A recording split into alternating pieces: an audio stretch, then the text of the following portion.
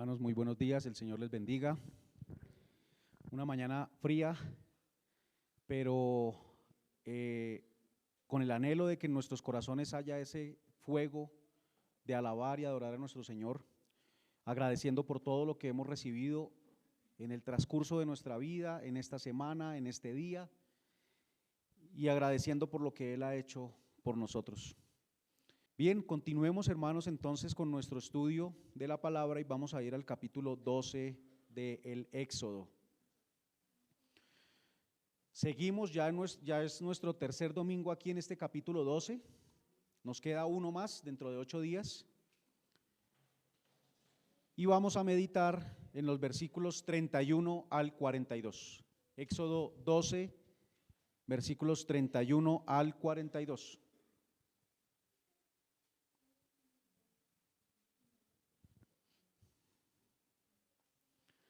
Dice el Señor así: E hizo llamar a Moisés y a Aarón de noche y les dijo: salid de en medio de mi pueblo, vosotros y los hijos de Israel, e id, servid a Jehová como habéis dicho.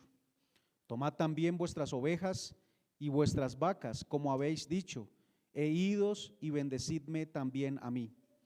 Y los egipcios apremiaban al pueblo dándose prisa a echarlos de la tierra, porque decían: todos somos muertos. Y llevó el pueblo su masa antes que se leudase, sus masas envueltas en sus sábanas sobre sus hombros. E hicieron los hijos de Israel conforme al mandamiento de Moisés, pidiendo de los egipcios alhajas de plata y de oro y vestidos. Y Jehová dio gracia al pueblo delante de los egipcios, y les dieron cuanto pedían, así despojaron a los egipcios. Partieron los hijos de Israel de Ramesés a Sucot, como 600,000 hombres de a pie, sin contar los niños. También subió con ellos grande multitud de toda clase de gentes y ovejas y muchísimo ganado. Y cocieron tortas sin levadura de la masa que había sacado de Egipto, pues no había leudado, porque al echarlos fuera los egipcios no habían tenido tiempo ni para prepararse comida. El tiempo que los egipcios de Israel habitaron en Egipto fue 430 años, y pasados los 430 años, en el mismo día todas las huestes de Jehová salieron de la tierra de Egipto. Es noche de guardar para Jehová, por haberlos sacado en ella de la tierra de Egipto. Esta noche deben guardarla para Jehová todos los hijos de Israel en sus generaciones. Amén. Oremos. Padre, Dios amado, Señor, conocemos por tu palabra que sin ti, Señor, estaríamos completamente perdidos, en oscuridad, en esclavitud, sin luz, sin saber a dónde ir, Señor, gastando nuestra vida en cosas vanas y persiguiendo solamente, Señor, la vanidad de este mundo. Pero tú, Señor, nos has traído claridad, Señor, a nuestra mente. Has traído luz, Señor, y sabemos que cada día, con diligencia, acercándonos a tu palabra, Señor, en oración, utilizando los medios de gracia que tú has dispuesto para nosotros, nos llevas, Señor, a que cada vez podamos ver con más claridad. Así que damos gracias, Señor, porque no había forma que nosotros pudiéramos hacer nada para salir de esa oscuridad. No había forma, Señor, que nosotros pudiéramos salir de la esclavitud en la que estábamos sumidos. No tenemos lo suficiente, Señor, para acercarnos a ti. No tenemos lo necesario para acercarnos a ti. Pero, Señor, tú, enviando a tu Hijo, y Él de forma voluntaria dando su vida por nosotros como sustituto, muriendo en la cruz, ahora se nos es permitido, Señor, al haber sido llamados para ser parte de tu pueblo, acercarnos, Señor, a ti en oración, saber que somos oídos, saber que somos cuidados, saber que somos protegidos, Señor, saber a quién debemos agradecer por todo lo que recibimos. Y es un privilegio para nosotros, Señor, el poderlo hacer.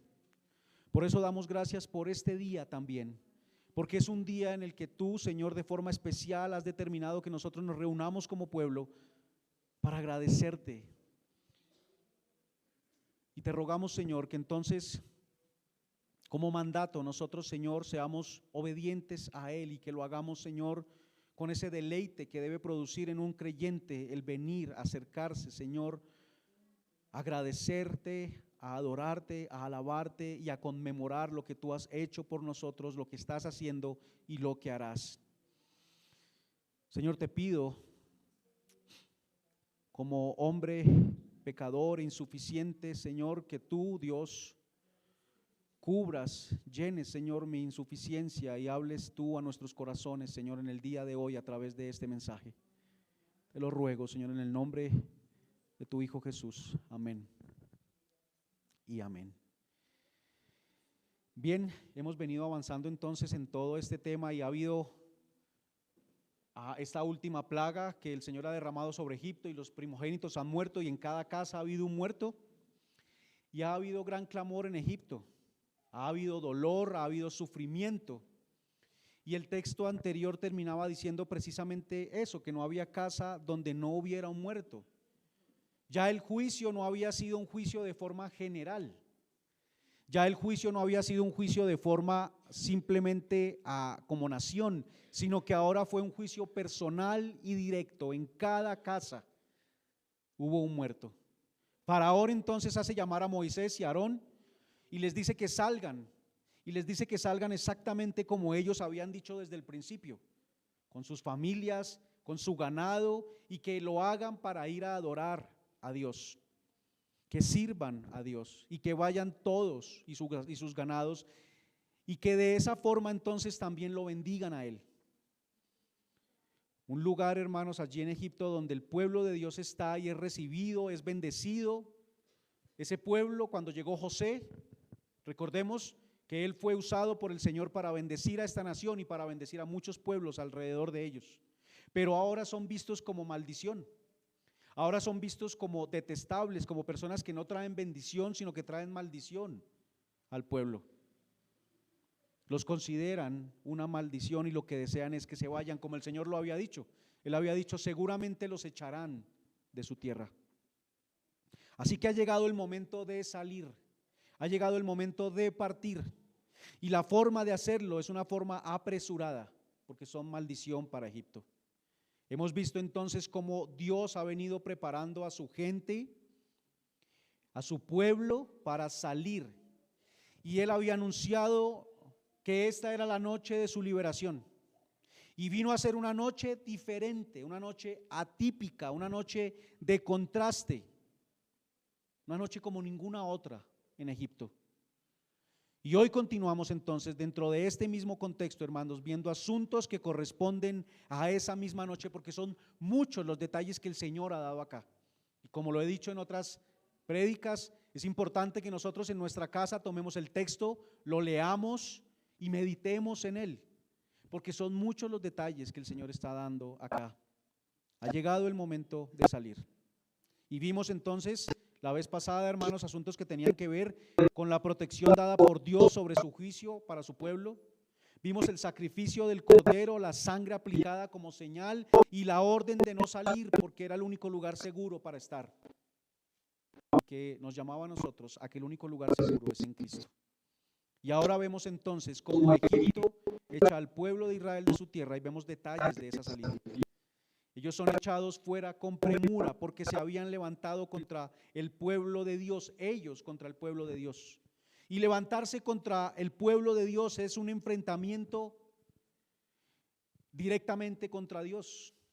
Levantarse contra el pueblo de Dios es un enfrentamiento directamente contra Dios. En este tiempo, cuando dos pueblos se enfrentaban, la lucha también era entre los dioses de ese pueblo, entre los dioses de cada uno de sus pueblos. Pero acá el único y verdadero Dios ha derrotado a los dioses de los egipcios. Y todo esto es solamente una sombra de la verdadera salvación de Dios para su pueblo. Cuando vemos este escenario del Éxodo, podemos ver entonces una imagen de cómo Dios salva y por qué Dios salva y para qué Dios salva. Y cuando hablamos de una imagen, hermanos, estamos hablando entonces no solamente del cómo y el por qué salvó a Israel, sino cómo y por qué nos salva a nosotros. ¿Por qué y cómo nos salva a nosotros? Y hemos podido ver entonces una perfecta igualdad en cómo Dios lo hizo allá y cómo lo está haciendo aún el día de hoy, añadiendo personas a su pueblo, sacando a su pueblo en victoria sobre sus enemigos. sobre aquel enemigo que lo quería retener y no lo quería dejar ir a adorar a su Dios. Hermanos, el título para el día de hoy es: el pueblo de Dios sale de Egipto. El pueblo de Dios sale de Egipto, y estaremos viendo entonces de qué manera lo hacen. El pueblo de Dios sale de Egipto. Son muchos detalles los que Dios está dando en estos textos. Al igual que en los textos que veníamos viendo anteriormente, y vamos a ver que son textos que pareciera que se repiten, porque nuevamente nos habla de la levadura, nuevamente nos habla de la salida, nuevamente nos habla de cosas que ya habíamos visto con anterioridad. Son muchos los detalles. En cada uno de los textos, aunque pareciera que está repitiendo, da más detalles aún. Moisés nos ha dejado claro que todo esto no es un tema que ha sucedido por un plan muy elaborado del pueblo de Israel, por un plan que se ha venido desarrollando durante los años, ellos pensando cómo podían escapar allí y realizando toda una logística para ello, sino que todo ha sucedido de manera sobrenatural y ha sido hecho por Dios. Y en estos versículos, hermanos, hay varios elementos que nos lo dejan claro a nosotros. Lo podemos ver primero en lo que nos dice en los versículos 35 y 36, 35 al 36. E hicieron los hijos de Israel conforme al mandamiento de Moisés, pidiendo de los egipcios alhajas de plata y de oro y vestidos. Y Jehová dio gracia al pueblo delante de los egipcios, y les dieron cuanto pedían. Así despojaron a los egipcios. Hermanos, el primer punto para el día de hoy es que la salida del pueblo es una salida en victoria. Salen en victoria.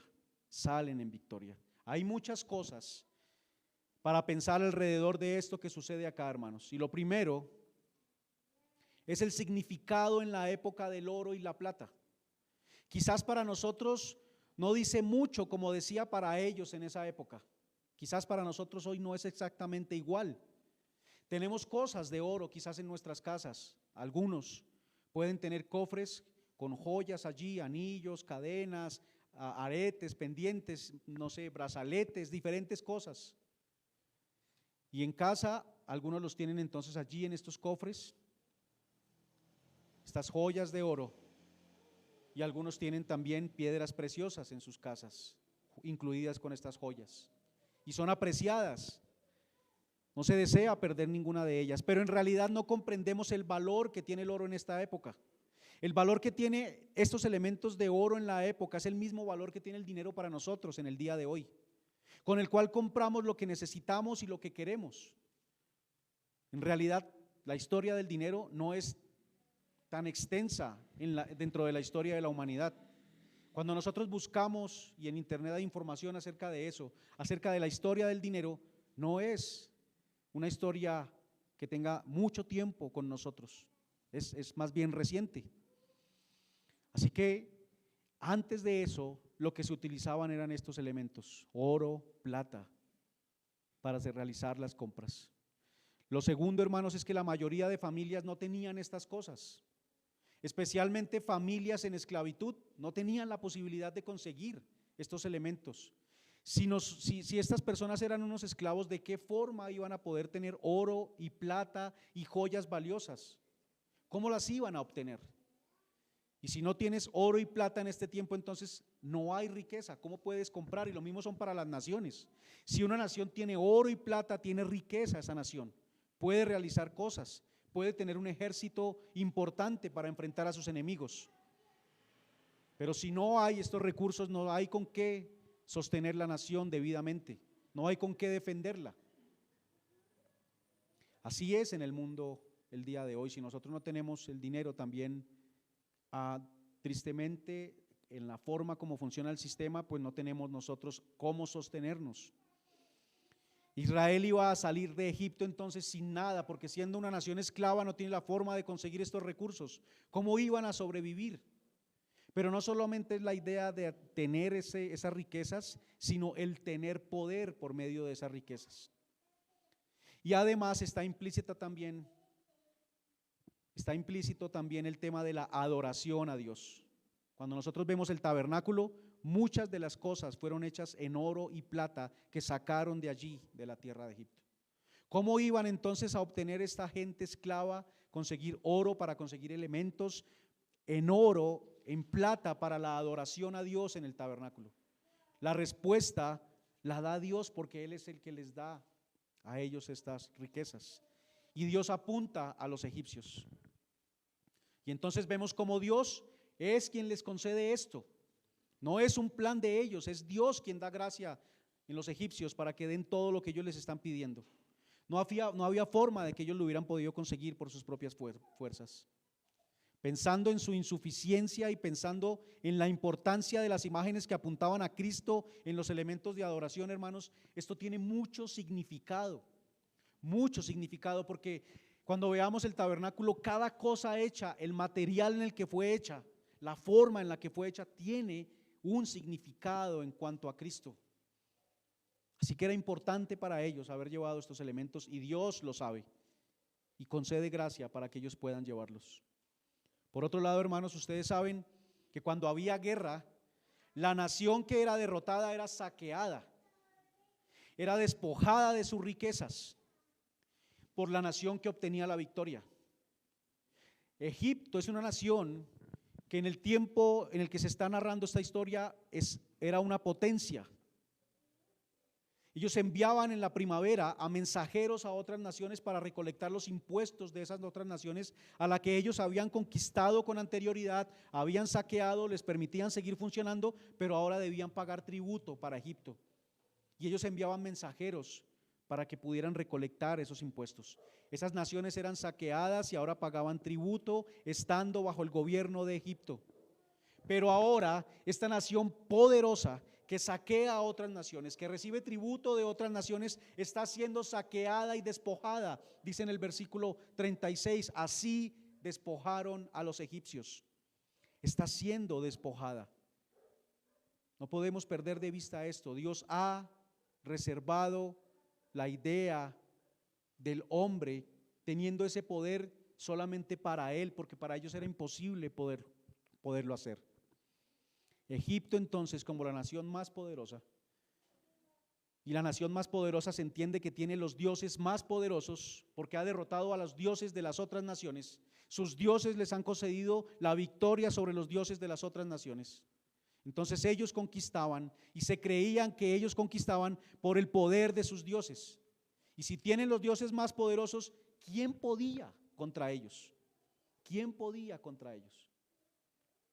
Pero ahora viene esta gente esclava, y como es la nación más poderosa, se entendía que tenía los dioses entonces más poderosos, pero viene esta nación que es esclava y da un giro a cualquier punto de vista que se tenga acerca del poder.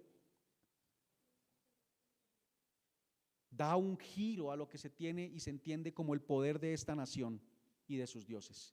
Y esa gente esclava despoja a los egipcios de sus riquezas de oro y de plata. Y no es otra cosa, hermanos, que Dios demostrando su autoridad y su poder sobre toda criatura, por poderosa que se crea.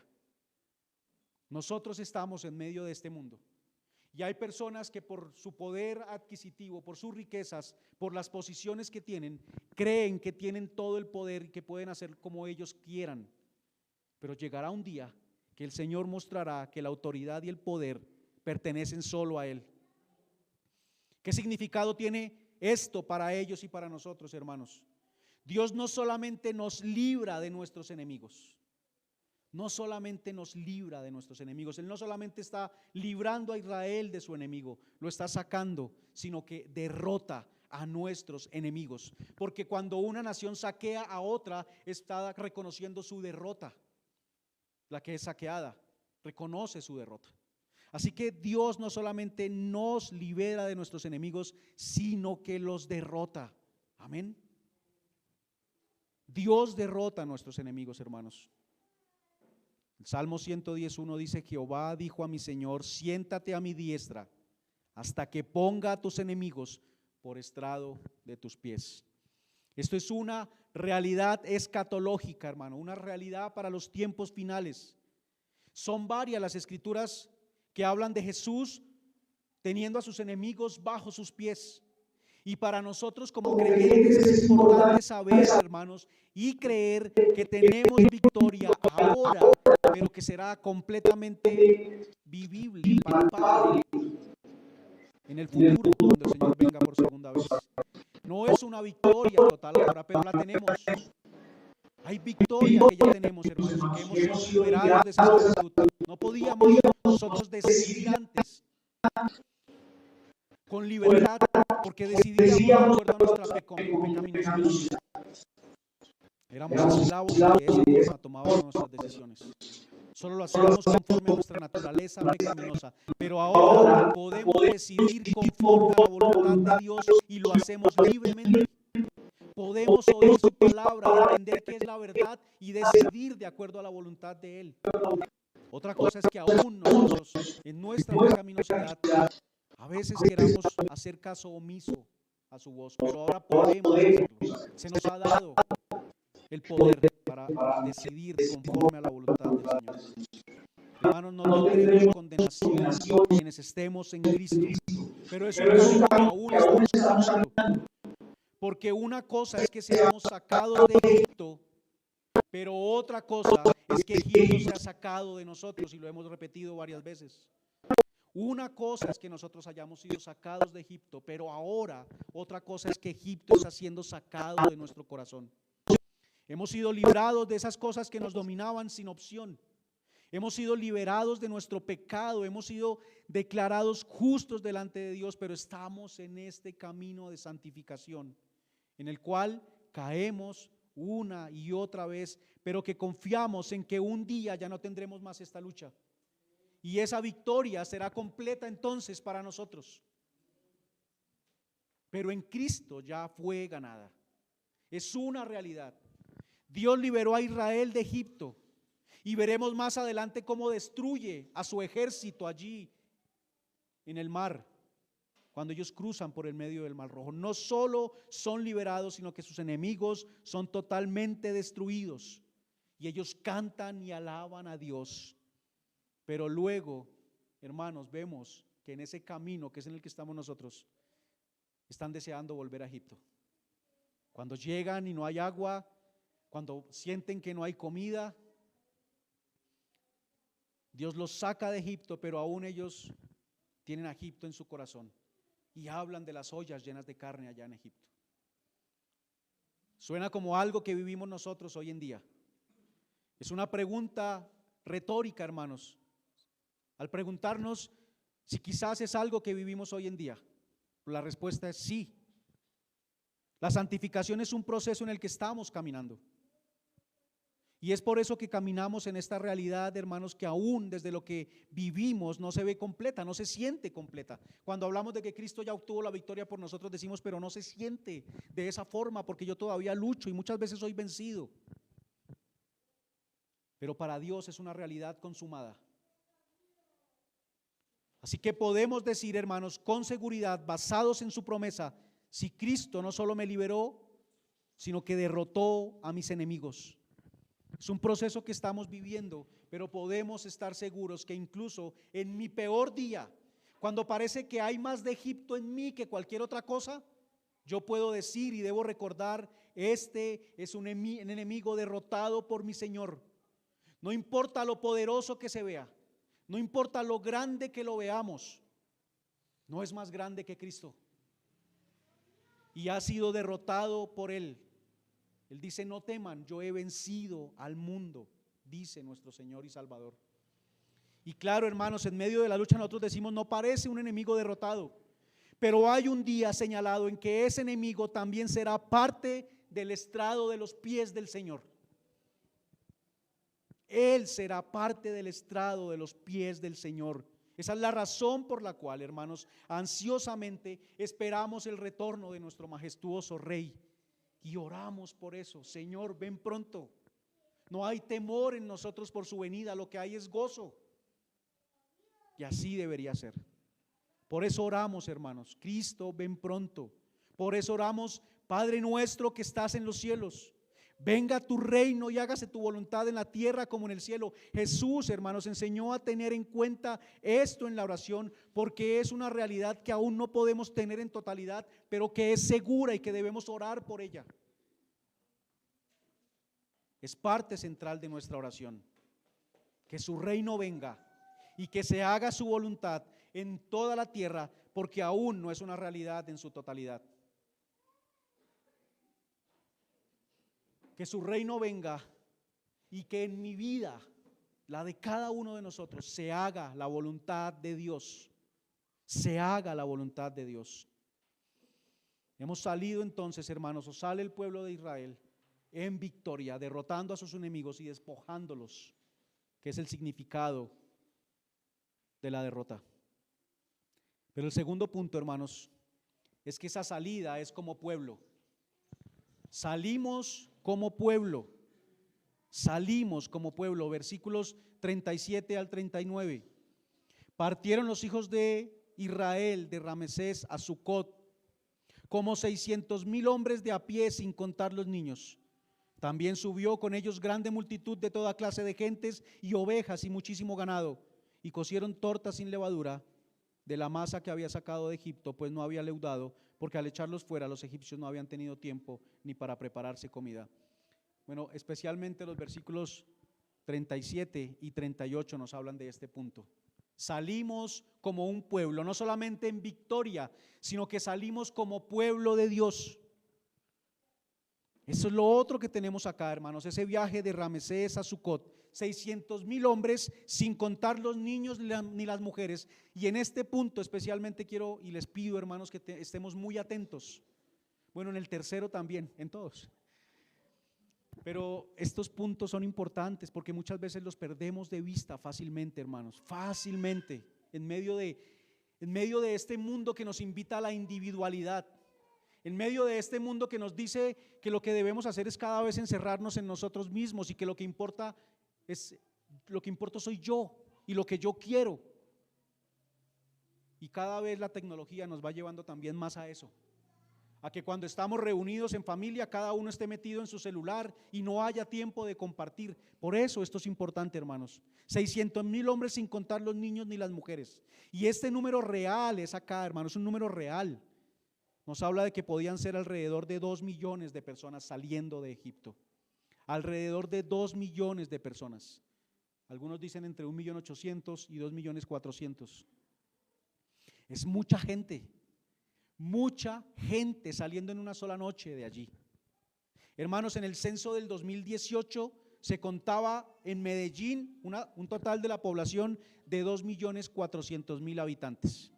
Entonces es más o menos toda Medellín saliendo. Es muchísima gente. Y algunas personas dicen que esto es precisamente una prueba de que toda esta historia no es verdadera. Tú no puedes mover toda esa gente en un momento. No los puedes llevar a atravesar el Mar Rojo como un solo pueblo, como un solo grupo. No puedes. Y entonces algunos hacen el número más pequeño para que suene creíble. Hermanos, no es necesario hacer eso. ¿Cómo podemos creer que Dios hizo todo lo que hizo con las plagas en Egipto y decimos, oh, cuán maravilloso todo esto? Y llegamos a esta parte y decimos, pero esto no puede ser posible. Ver todas las plagas, ver todas esas maravillas que Él hizo, sorprendernos y ver este número y decir, no creo que sea posible. No tiene sentido. Si puedo creer en las plagas, puedo creer en este número, porque nos habla del mismo poder de Dios. Del mismo poder de Dios.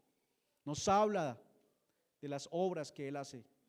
Y nuevamente lo conecto con lo que dije al principio. Esto muestra que no es un plan del hombre, es todo, obra de Dios. Él libertó a todas estas personas, hermanos, en una noche. En una noche. Dios salvó la nación, una nación, salvó a un pueblo. Hermanos, ¿Dios salvó individuos? Sí, claro que sí, pero no como un bien individual. No como un bien individual, hermanos. Él salvó individuos, pero no como un bien individual. Cada uno de ellos lo experimentó de forma individual. Cada uno de estos hombres y mujeres en Israel experimentó su salida de forma individual.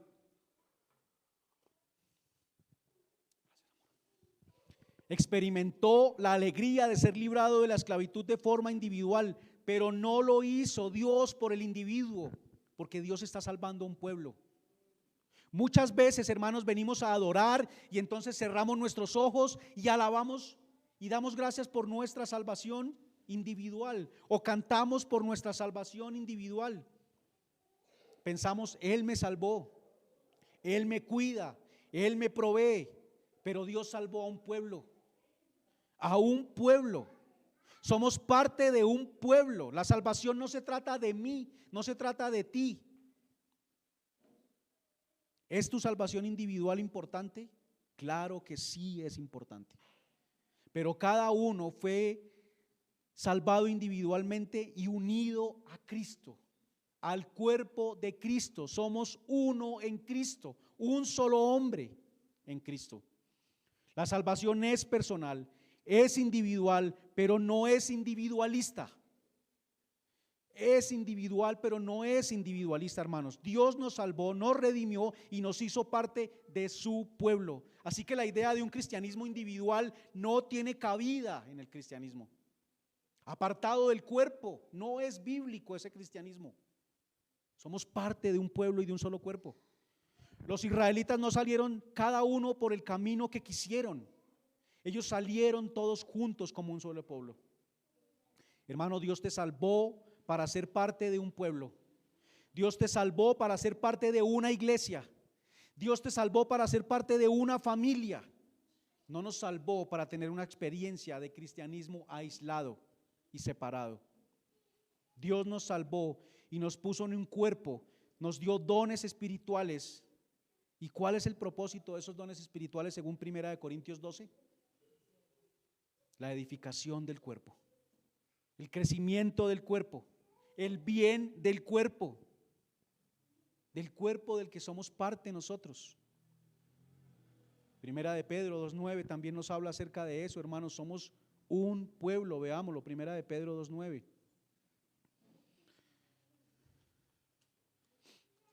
Dice allá el Señor también algo acerca de ser un pueblo.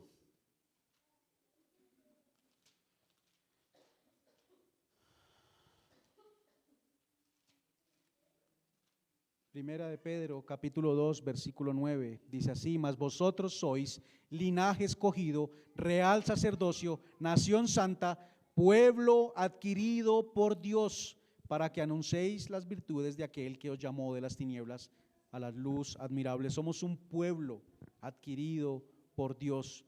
Dios salvó a un pueblo, hermanos. Dios salvó a un pueblo. Por eso la importancia del número acá en lo que estamos viendo. Por eso la importancia de este número que el Señor está dejando aquí en este relato de Éxodo 12. Dios salvó a una nación, a toda la nación, para que sean el pueblo de Dios, para que sean su pueblo y Él sea su Dios. Y eso nos regresa al capítulo 1 de Éxodo, cuando los egipcios estaban tratando de impedir que el pueblo de Dios se multiplicara, arrojando los niños al río. Arrojando allí los niños al río. Hermanos, este número que vemos acá lo que nos dice es que ellos no pudieron matar al pueblo de Dios, no pudieron acabar con el pueblo de Dios. Los egipcios trataron de impedir que se multiplicaran, pero ahora salen 2 millones. Empezó con un hombre y sus 12 hijos, 70 personas entrando a Egipto, y salen 2 millones de personas. Se multiplicaron como Dios lo había decretado. Es una multiplicación sobrenatural. En el tercer punto veremos algo importante, pero quiero mencionarlo aquí de forma rápida. Ellos estuvieron en Egipto el mismo tiempo que estuvieron desde Abraham hasta el punto en que entraron a Egipto. Son la misma cantidad de años, 215 años, y 215 en Egipto propiamente, 430 años. Pero en los primeros 215, ¿cuántos eran? 70. Y en estos 215, 2 millones. Multiplicación sobrenatural. una multiplicación sobrenatural, hermanos. No es normal esa multiplicación. No es normal que suceda para una nación en esclavitud. No es normal. Usualmente no tienes una multiplicación cuando estás en esa esclavitud. Lo normal es que empiece a bajar, por el contrario, la cantidad de personas. Pero por el poder y la preservación, la providencia de Dios, ellos se multiplicaron y ahora son liberados como pueblo de Dios. Dios salvó a unos hermanos que no eran del pueblo de Israel. En el versículo 38 nos dice allí: también subió con ellos grande multitud de toda clase de gentes y ovejas y muchísimo ganado. Y eso, hermanos, aplicado a la salvación espiritual en el sentido en que Dios salvó a judíos y gentiles, y muestra que desde siempre había sido un plan de Él salvar judíos y gentiles. Lo anunció desde el pacto con Abraham. Hermanos, pensemos por un momento, y quiero que esto nos llene a nosotros de gozo, de verdad. Recordemos el lugar santísimo en el tabernáculo. Allí solamente entraba el sumo sacerdote una vez al año. Después viene el lugar santo, donde estaban los sacerdotes ministrando. Después viene el patio donde entraban los levitas. Después viene otro patio donde entraban en el templo. Viene otro patio donde entraban solamente los hombres judíos. Otro patio donde podían entrar hasta allí las mujeres judías. Y atrás, bien atrás, otro patio donde estaban solamente los gentiles, lejos de la presencia de Dios. Pero Cristo muere y el velo se rasga. Y ahora nosotros como gentiles podemos venir a la presencia del Señor, estar cerca de Él, y de dos pueblos, judíos y gentiles, Él ha hecho uno para Él, un pueblo para Él. Efesios 2, 13 al 15.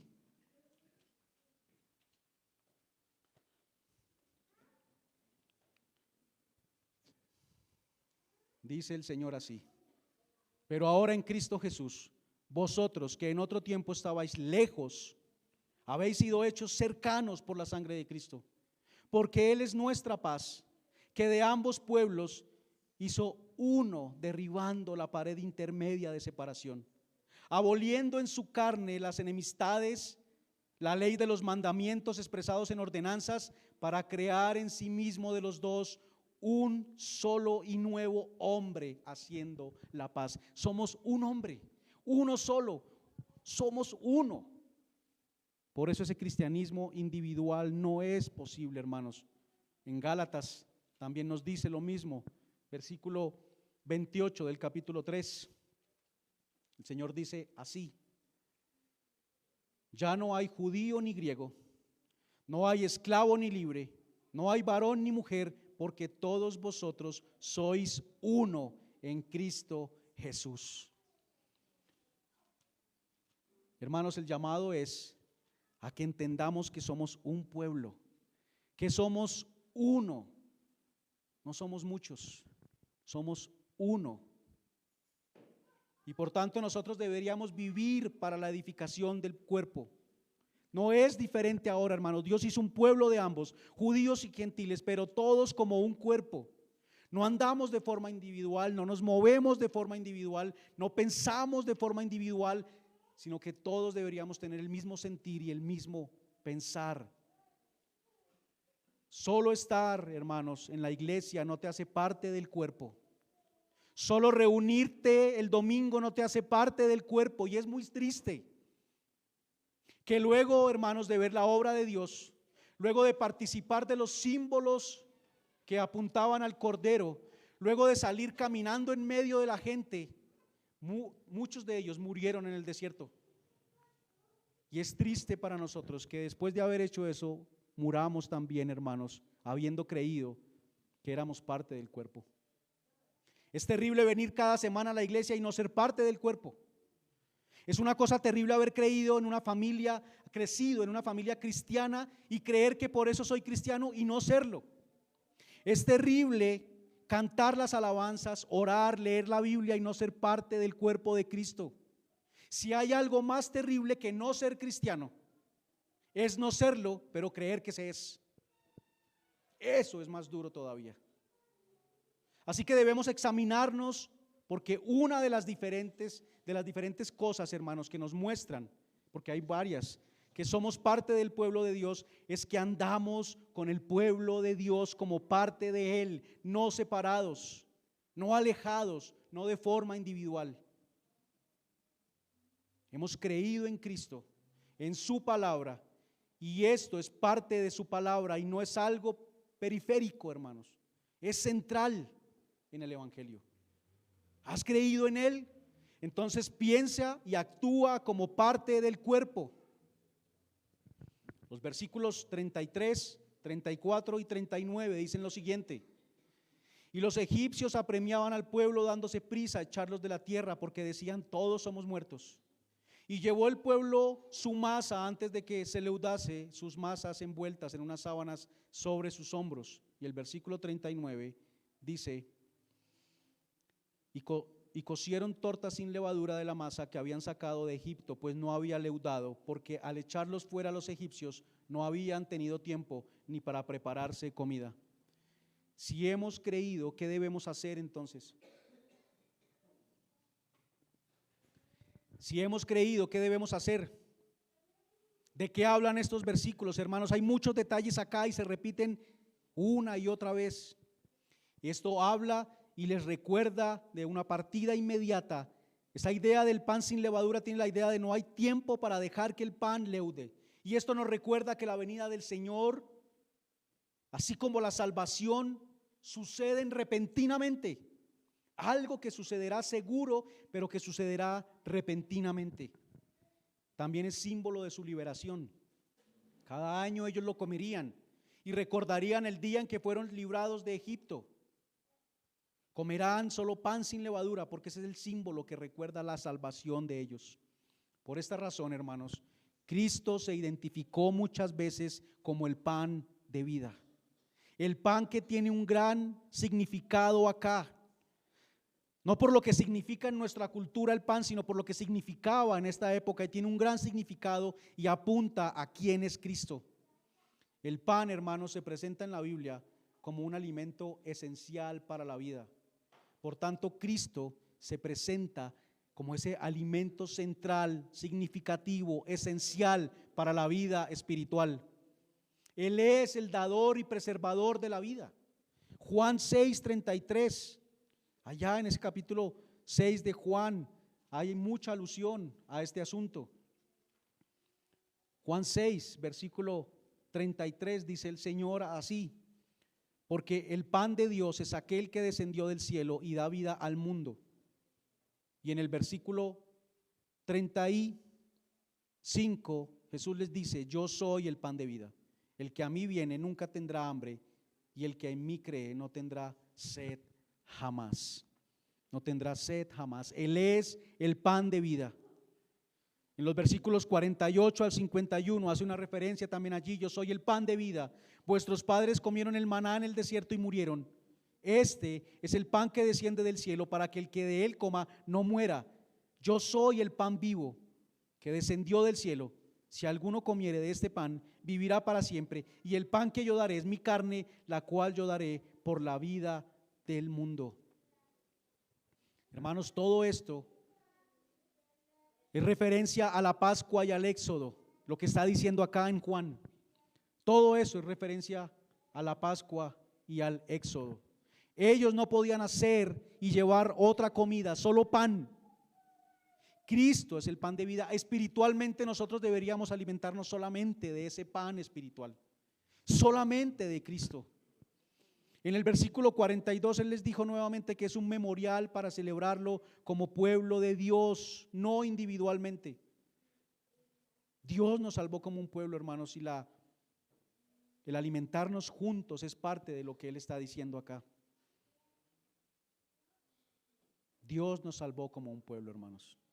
La aflicción quizás por momentos nos hace dudar y quizás podemos decir: Dios, pero ¿por qué está sucediendo esto en mi vida? Te has alejado de mí. No estás haciendo lo que dijiste que ibas a hacer, hermanos. No nos atrevamos a dudar, porque el Señor dice a Israel: yo te permití estar esclavo en Egipto para salvarte. Yo permití que José fuera vendido como esclavo para poder salvar al pueblo de Israel. Cuando el Señor permite situaciones difíciles en nuestra vida, es porque nos está salvando, porque nos está santificando, hermanos. Así que reunidos conmemoramos que Él nos salvó individualmente, pero que nos hizo un pueblo, y nos reunimos como pueblo cada semana para alimentarnos del verbo. Partimos el pan en la Santa Cena. Ese es el cuerpo de Él que fue entregado por nosotros. Y dice, háganlo en memoria de mí, pero no individualmente.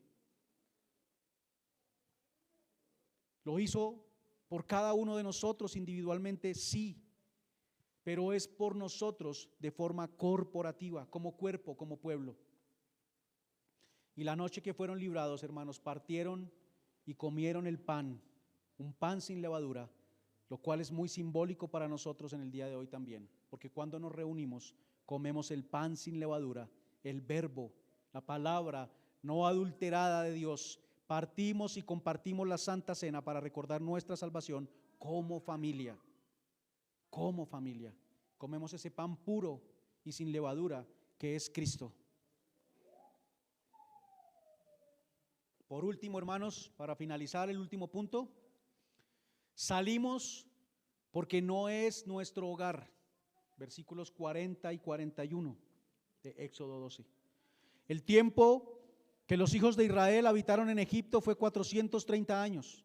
Y pasados los 430 años, en el mismo día, todas las huestes de Jehová salieron de la tierra de Egipto. Este tiempo del que se está hablando aquí, los 430 años, hermanos, incluye más que el tiempo de ellos en Egipto y el tiempo de esclavitud. Ellos estuvieron propiamente en Egipto alrededor de unos 215 años. Los 430 años se cuentan desde el momento en que Dios confirmó la promesa a Abraham, o le dio la promesa a Abraham. Veamos Gálatas 3, 16 y 17. El Señor ya da allí por medio de Pablo un dato importante. Gálatas 3, versículos 16 y 17. Dice el Señor así: ahora bien, a Abraham fueron hechas las promesas y a su simiente. No dice y a las simientes como si hablase de muchos, sino como de uno, y a tu simiente, la cual es Cristo. Estamos hablando del pacto que Él hizo con Abraham. Y dice el 17, esto pues digo, el pacto previamente ratificado por Dios para con Cristo, la ley que vino 430 años después, no lo abroga para invalidar la promesa. ¿Cuándo vino la ley? 430 años después. ¿De qué? De la promesa a Abraham. Los 430 años los contamos desde el momento en que Dios le da la promesa a Abraham. Yo tengo aquí en mis apuntes, y no quisiera mencionarlo, pero si alguno quiere, y lo charlamos después de la prédica, podemos ver un estudio un poco más completo sobre esos 430 años y cómo la Escritura nos deja ver que ese tiempo se cumplió desde la promesa hasta la salida de Egipto, como nos está diciendo Gálatas. Hermanos, el tiempo es completado, todo el tiempo que Israel estuvo como extranjero fueron esos 430 años, porque en la promesa Él dice, estarás 430 años fuera o en una tierra que no es la tuya, serás extranjero, y eso incluye el tiempo que ellos estuvieron en la tierra, incluso la de Canaán, que aún no se les había dado a ellos, incluido también el tiempo en Egipto. Es importante, hermanos, este dato. Es importante, especialmente cuando hablamos de la salvación. ¿Y por qué es importante? Porque nos deja ver que la salvación no solamente es salvación de Egipto como un sitio en particular, sino que tiene que ver con la salvación, hermanos, de todo lo que no tiene que ver con la tierra prometida. Todo lo que no tiene que ver con la tierra prometida. Dios le hizo la promesa a Abraham y Abraham inició su viaje, pero no tuvo el cumplimiento de esa promesa, y solo hasta que se cumpliera sería un extranjero y peregrino acá. Y es por eso, hermanos, que acá se habla de 430 años, porque no solo es Egipto el problema, todo lo que sea tener a los hijos de Dios fuera de la tierra prometida es equivalente a estar como esclavos en Egipto. Es ser esclavos en Egipto hasta que entren en la tierra prometida. Y eso es importante para nosotros, hermanos. La realidad es que todo lo que no es la tierra prometida es Egipto. Todo lugar que no sea la promesa es Egipto para nosotros. En la actualidad, las noticias de vidas prósperas en otros países alientan a muchos a salir de sus países, buscando esa prosperidad. Países prósperos que son perfectos, que lucen maravillosos, que son atrayentes, que tienen situaciones y problemas, pero que se ven atractivos por su economía y su estilo de vida. Y de hecho hay gente, hermanos, lo hemos visto últimamente, creo que en los noticieros han estado mostrando eso, literalmente perdiendo la vida por alcanzar estos lugares y vivir allá. Se perciben como lugares que son mejores que los suyos, que sus países. Y hablando desde lo material y terrenal, lo son. No podemos decir que no, es una realidad. Hay países en los que se viven mejor quizás que acá en donde nosotros estamos. Eso es parte de la gracia común de Dios para estos lugares. Pero por próspero que sea el país, por maravillosa que sea su economía y por lo maravilloso que ofrezcan allí, sigue siendo Egipto. Sigue siendo Egipto. No es nuestra casa, hermanos. Ningún lugar en el mundo con su deslumbrante belleza, atrayente, sea lo que sea, es nuestro hogar. Nosotros vamos en búsqueda de un lugar que es mucho mejor.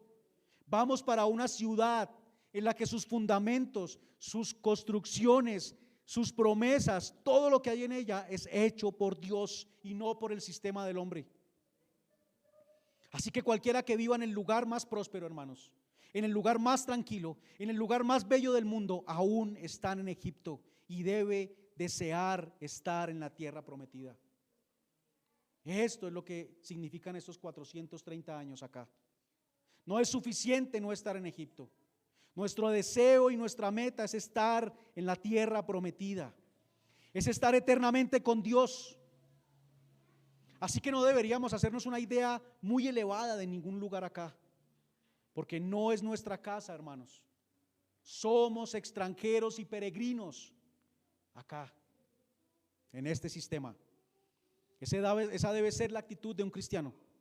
Agradecemos lo que tenemos acá, lo disfrutamos, o en cualquier otro lugar del mundo. Agradecemos lo que Dios nos concede. Cualquier cosa buena que Dios nos conceda, agradecemos por ella. Disfrutamos cuando la tenemos, pero debemos tener claro que no es nuestra casa. No es nuestra casa. Dios ha llamado a su gente, les ha salvado y los ha llevado a la tierra, o los está llevando a la tierra prometida. Él ha derramado su amor para su pueblo y trae gloria y honor para Él mismo por el amor dado a su pueblo. Muestra a todo el mundo, hermanos, por medio de esto, acerca de la verdadera justicia, dándole a este pueblo la ley. Muestra a todo el mundo acerca de qué es la verdadera adoración, dándole a este pueblo el tabernáculo y luego el templo para que ellos adoren. Muestra a todo el mundo cuál es la verdadera salvación, trayendo al Mesías por medio de este pueblo. Así que todo esto es acerca de la salida de Israel. Perdón, no es acerca de la salida de Israel, es acerca de Dios creando y preservando un pueblo para sí mismo y proclamando a todo el mundo cómo los salvó de su esclavitud. Por eso es que quienes estamos en Cristo no podemos perder de vista esta realidad, hermanos. No podemos ser indiferentes a ella y no podemos dejar de celebrar esta realidad. Lo debemos tener presente cada día y debemos celebrarlo cada semana.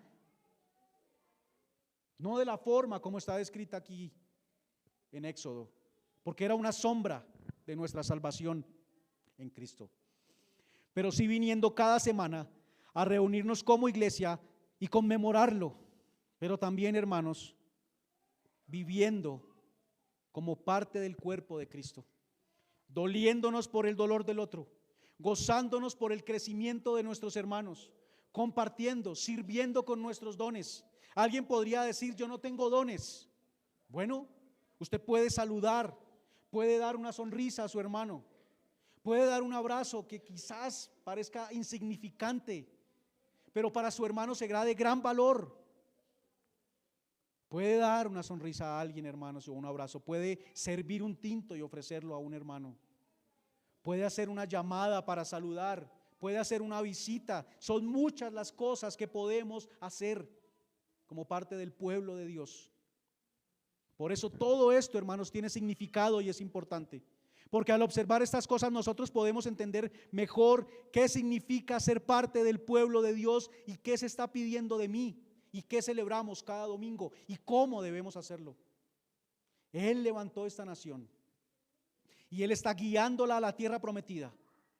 Israel no existía, Él fue el que levantó esta nación y les dio un nombre y ahora los lleva a su hogar. Él habitará en medio de ellos, en el tabernáculo y luego en el templo. Y ahora nosotros como pueblo de Dios, hermanos, estamos siendo levantados por Dios, habiendo sido unidos cada uno a su pueblo y a Dios en Cristo, y caminamos juntos a esa promesa, a la nueva tierra perfecta, hermosa, donde habitaremos con Él eternamente. Y ya nos ha dado las arras de esto, hermanos, que es el haber sido sellados con el Espíritu Santo. Si entendemos esto, entendemos qué significa vivir como cristianos. Porque si estamos acá y no nos sentimos parte del cuerpo, entonces no estamos unidos con Cristo. Dejemos nuestro orgullo, hermanos. Dejemos de confiar en nuestras ideas, dejemos de confiar en nuestras obras individualistas como el todo y vengamos a Cristo, debería ser nuestro deseo. A veces algunos pueden decir, pero es que yo voy a la iglesia y aquel hace esto, ese otro hace aquello, ese grupito hace esto otro, y la pregunta es, ¿y tú qué haces? ¿O qué no haces? Por eso somos un cuerpo, hermanos, para el crecimiento del cuerpo, al ayudarnos unos a otros. Pero si digo, es que no siento tantas ganas de compartir porque son hipócritas, lo que estoy mostrando, hermanos, o lo que estoy diciendo con esto, es que yo soy mejor que ellos. Pero es tan bueno que en lugar de compartir con los del pueblo de Dios, muchas veces se prefiere compartir con los que no son del pueblo de Dios. Señalo con dureza a los de la iglesia y es el motivo por el cual no ando tanto con ellos, pero con los de afuera sí puedo compartir. Hemos sido sacados de allá, de la esclavitud, del mundo, para caminar como el pueblo de Dios. En el pueblo de Dios, en medio del pueblo de Dios, para servir a Dios como pueblo, para servirlo como cuerpo, buscando que el cuerpo crezca, se fortalezca hasta llegar a la tierra prometida. Así caminamos nosotros, hermanos, como uno solo. Amén. Demos gracias al Señor. Oremos, hermanos.